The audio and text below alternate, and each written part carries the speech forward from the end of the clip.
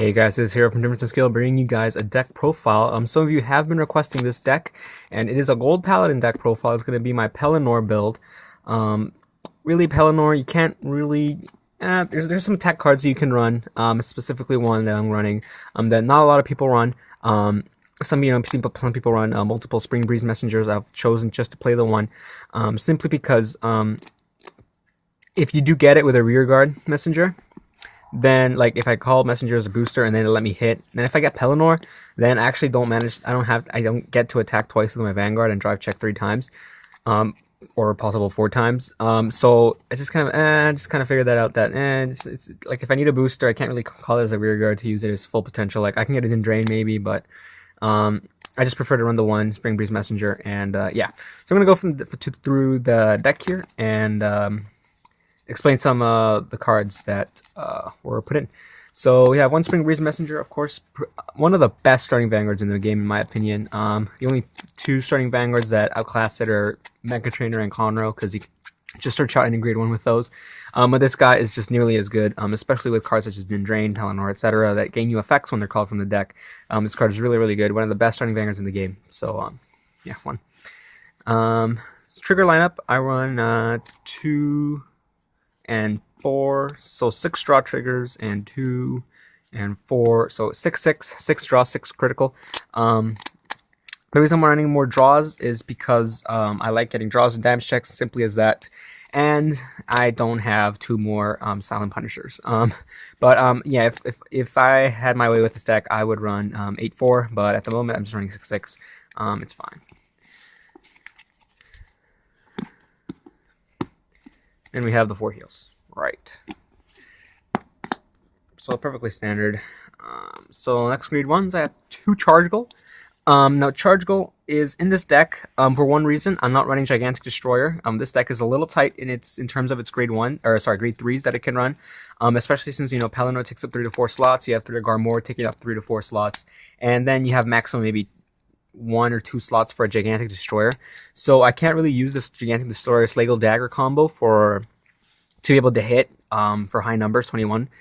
So I'm using Charge Goal in order to be able to use my Garmores that I already run as my as a pseudo Palamedes to be able to hit for 21 with Charge Goal. So it's pretty good and can be brought out by Garmore, etc. So it's definitely a good card, and yeah, it's just to be able to hit high numbers. And next I have 2 Slagle Dagger, only 2, simply because the rest of my grade 1 lineup is pretty tight. And why do I run Slagle Dagger over Black Mane Witch? I could run 2 Black Mane Witch, but just thinking about it is like my grade 3 lineup. My grade 2 lineup has a lot of 9Ks. You have Vivian, you have Lop Ears, and 6Ks plus 9Ks against an 11K Vanguard aren't so hot. So I really want to be able to hit decent numbers in the late game. Now I will have a bunch of 10K beat sticks in the form of Rearguard Garmores, Rearguard Pellinores, and Bowmans. But that doesn't guarantee me that I'll be able to hit 16K on all my other rows. So having Slagle Dagger there as an option in order to be able to hit 16K with my Lop Ears, my Vivians, etc. is definitely not a card to have. So that's why I'm just running 2, simply because it's just there in order to be able to hit numbers when I need it, and not to be able to use with Gigantic Destroyer. So only 2. Once again, you could run Black Mane Witches over. But then Black Mane Witches are 6K. But they're also pretty good. You can check the top card. You can retire 1 Rearguard that you have on the field, and then check the top card of your deck and call it into the field. So I can test with these as well. Maybe 2, maybe 3. I don't know. I have to mess around with the grade 1 lineup. But for now, Slagle Daggers are what in. I could easily just switch them out for Black Mane Witches as well.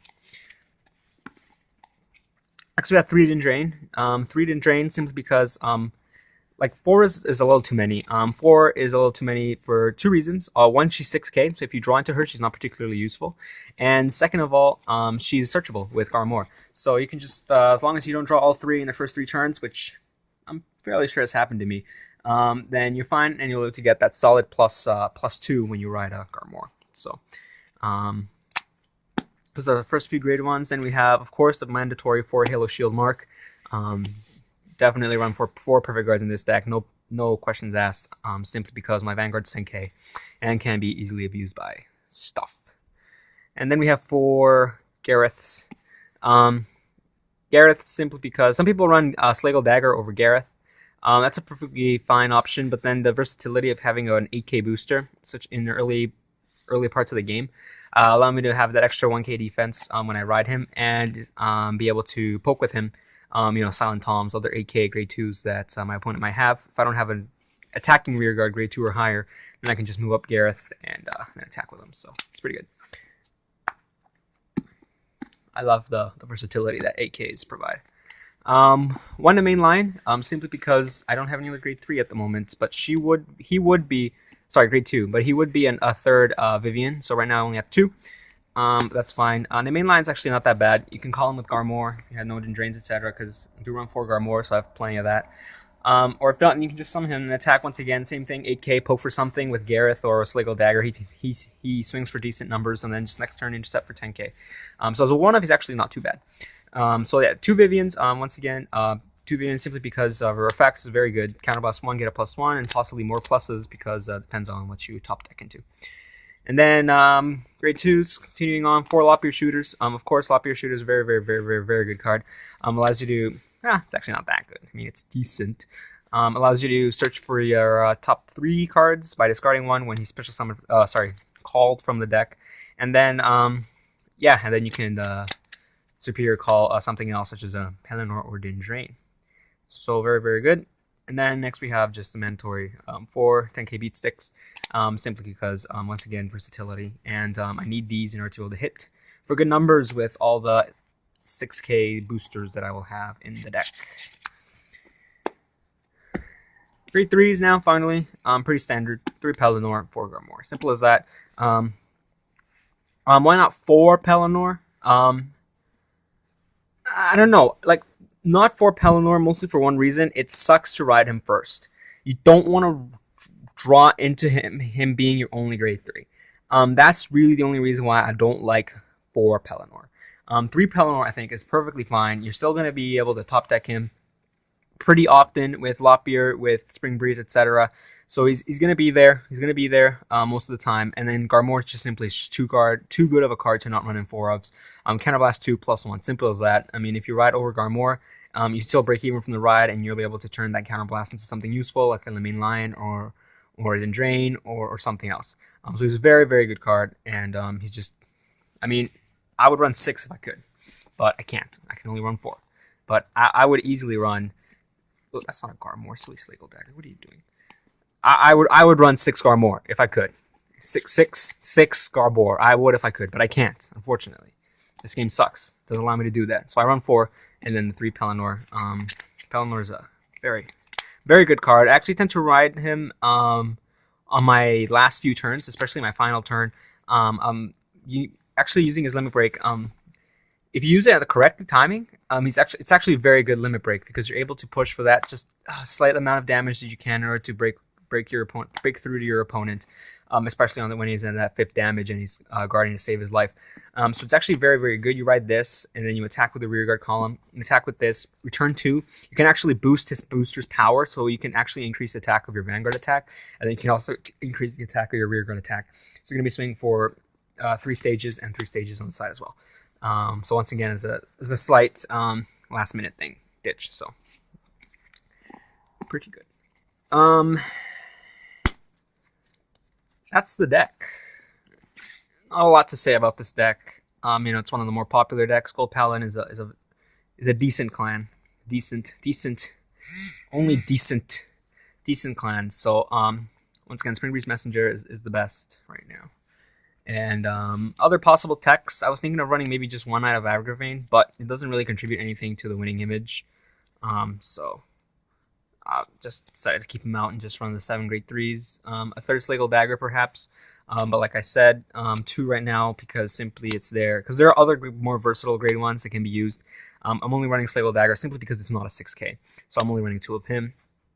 Black Mane Witches, like I said before, definitely a good card. Especially in this deck, because you're top decking a lot. So you want to be able to get the most out of your top decks. You can use Black Mane Witch, and to continue increase your chances of getting Pellinore and Drain. And lastly, I would run 6 Garmores if I could, but I can't. So this game sucks. And yeah, so that's the deck profile, guys. Hope you guys enjoyed it. Thank you guys for watching. This is HerO from DifferenceInSkill. A couple of announcements before I go. First of all, Chan and I are going to be slowing down a bit on the Cardfight Vanguard content, unfortunately. I've decided to take a bit of a break from Cardfight Vanguard in terms of playing it competitively, and playing it casually is becoming a bit of a struggle as well, because other friends are starting to play other card games, mostly Yu-Gi-Oh! Waste and ZX. If you guys saw Chan's video introduction on the ZX TCG, it looks like a very fun game. I haven't played it myself, but it looks like a very fun game. So I'm actually going to start playing Yu-Gi-Oh! Again, in terms of competitively. I'm going to start playing Yu-Gi-Oh! Competitively, and but I will still be making videos. I'll be making deck profiles. I'll be making opinion videos. I'm hoping to continue posting on my blog. I haven't had a lot of time to be able to post because school started again. Second term is starting, but I do have a bit more time than I used to have last term. So it shouldn't be as dead as it was last term in terms of school. So look at my blog. I'll be keeping up with Vanguard news as well. I'll be keeping up with new releases, etc. I'm posting opinion articles and stuff like that. In terms of actually playing, though, I won't be playing anymore. I'll still be following the game. I'll still be making videos on Beyond. I'll still be making videos on opinion cards. I'll still be doing clan overviews. Hopefully, and I want to get a Shadow Paladin article out soon. So just bear with me. I'm not quitting the game. I'm just not playing anymore, but I'm still keeping up with it. I'll still hopefully be making content as much as I can. Chan's on my ass about that, so I'm trying my best here. I'm trying my best. So Chan as well. He actually to begin with, he actually just rarely played Vanguard. He actually kind of stopped playing nearly as much, maybe during the summer. Yeah, he slowed down a bit, and then started playing Magic again. He started playing ZX now. So yeah, I mean Vanguard as a game is mad fun. Mad fun. One of the most fun games I've played. But in terms of playing it competitively, I can't do that anymore. But I will continue. I'll try to play when I can. I'll play on Beyond. I'll play, like I said, I'll make opinion videos, etc. So I'm not quitting the game. I'm just not playing it competitively anymore.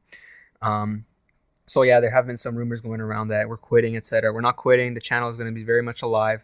It's simply that we're going to be also creating content for other card games, other like Cardfight Vanguard and Waste Wars.